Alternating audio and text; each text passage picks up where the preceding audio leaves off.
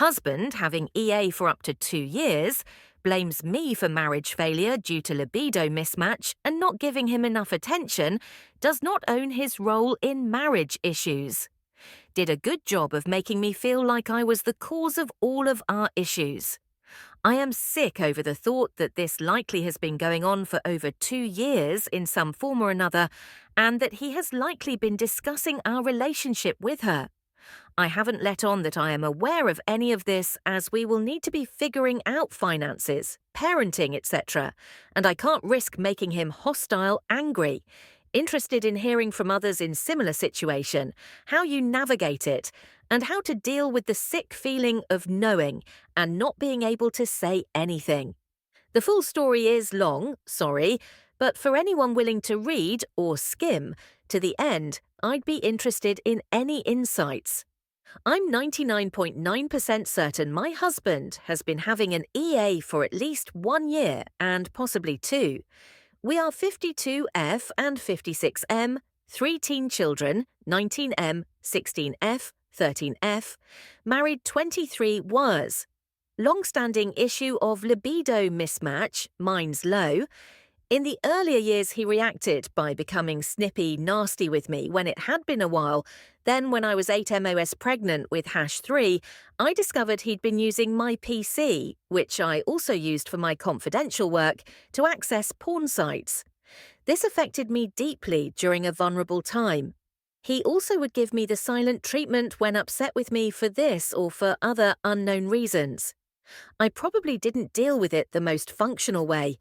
I would basically just ignore it and wait it out until he'd suddenly be talking to me again. Usually he never told me why he was mad, and I never asked.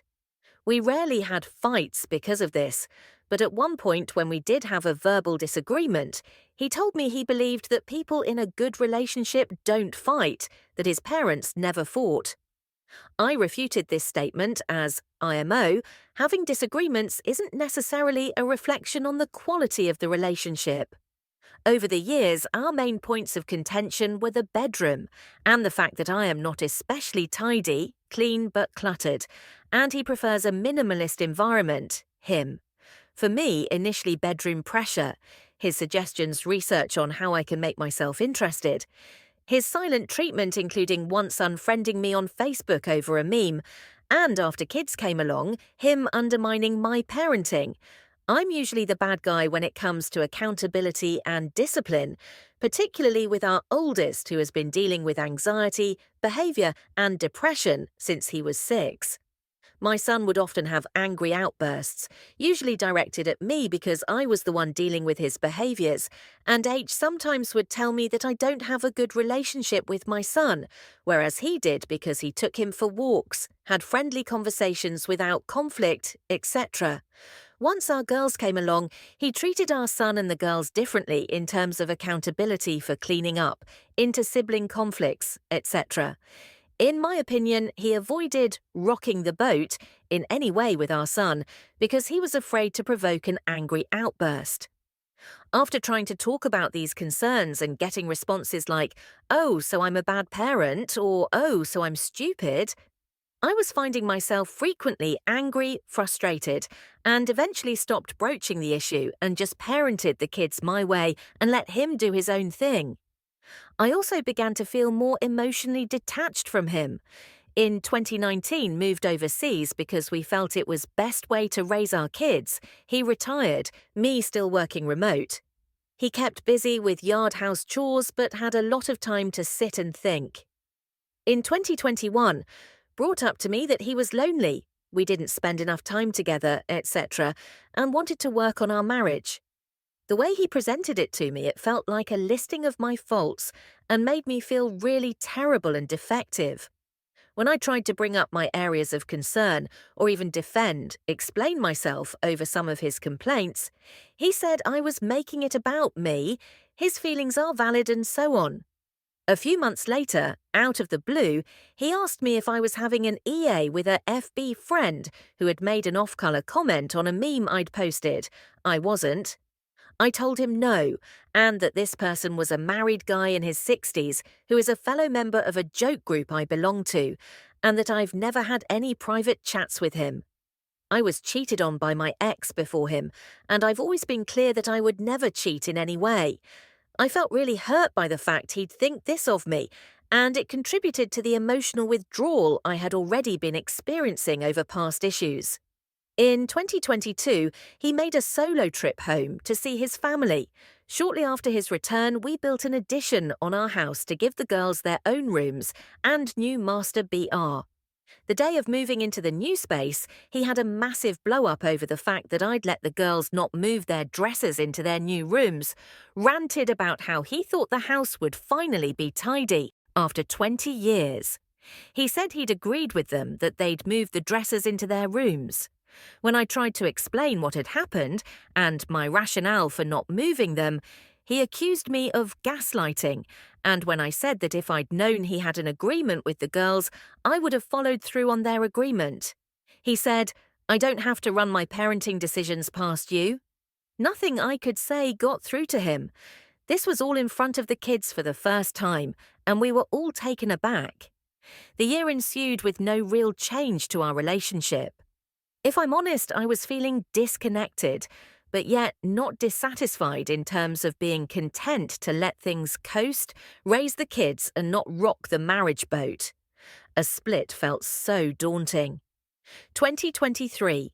He had another trip home, and this time when he returned, he sat me down for a talk, angry that I had not done anything to change things, and brought up separation. When I balked at that, saying I didn't want to separate, he essentially gave me a list of things I would need to do and change in order for him to consider staying, more intimacy in the bedroom, spending time together, etc. Some of what he described as his ideal partner were really personality characteristics that essentially weren't me. In a nutshell, it felt like he was describing wanting to be with not me. Additional issues for him were more recent disparity in our sleep-wake times.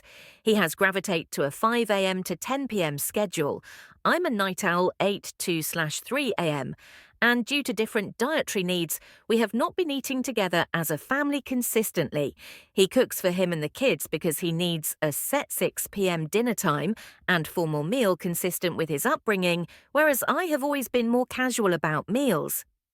Nevertheless, we tried doing things together, and I tried to be intimate more often, despite not having much interest.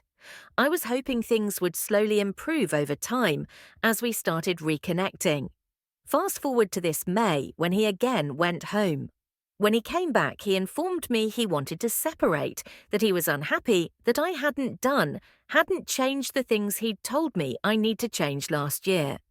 He said he wanted to spend more time back home, that he hadn't made friends here and was lonely.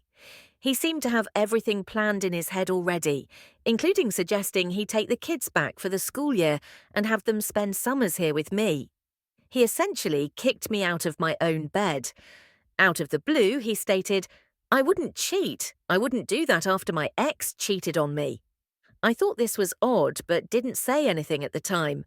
A couple of days later, my daughter asked me why his bedroom door was locked. It never is. Due to the cheating comment he'd made, I got suspicious and checked the Wi-Fi history and found he was spending an hour or more a day on Zoom. Not long after that, I saw one of his browser tabs with a name on it, so I did some digging through his Facebook profile. She is a childhood friend of his sister, and based on likes/comments, they appeared to connect in 2022 during his first trip home. A few days later, while he was in the shower, I had a chance to check his phone lock screen and saw a WhatsApp notification from her, which all but confirmed it. Since then, I've overheard him talking to a woman. He sits out on the balcony using speaker on whatever app he's using and doesn't use an inside voice. He has already booked a trip back for Arg Sept. I am sick over the thought that this likely has been going on for over 2 years in some form or another, and that he has likely been discussing our relationship with her. I haven't let on that I am aware of any of this, as we will need to be figuring out finances, parenting, etc., and I can't risk making him hostile, angry. Top comments: looks like your husband has checked out of the marriage already and is planning a new life without you in his life. It is likely more than an EA since he kept in contact with her for more than 2 years. Burying your head in the sand won't solve any problems, so it's time to see a lawyer to know all your options. He may already have a lawyer and giving you some time to digest the idea of separation and a divorce. Be proactive and start protecting your future. It's time for action and to think about what's best for you and your children's future. Second comment, also OP. Don't let him trick you and toe trying to stay. Because I hate to say this, it sounds like he's just trying to keep the marriage going long enough until the youngest is 18, so he don't have to worry about paying child support and things like that. You put off your life for 13 years for this man because he started showing negative signs. When you are pregnant with your third child, like you wrote in your post, don't put off a second more for him. It's not worth it. He's not worth it. Third comment, divorce. This is going to sound harsh, but not everyone is content to coast through life with a roommate/co-parent. Yes, cheating is wrong. Yes, he should have began divorce procedure before engaging with another woman, but at some point you have to ask yourself why you expect someone to be miserable just to keep a family together. It's 2024. It's not necessary anymore. TBH, I can understand his frustration, and it seems to be a pattern for long-term relationships that it takes a more compatible person to come along to convince someone to leave a dead-in-the-water relationship. Again, not condoning cheating, but we have to accept that it happens, and if we aren't putting the work in to ensure love and affection are prioritized, especially later in life, some people are going to take that "you only live once" mentality and find it elsewhere. Just being real, not trying to hurt feelings.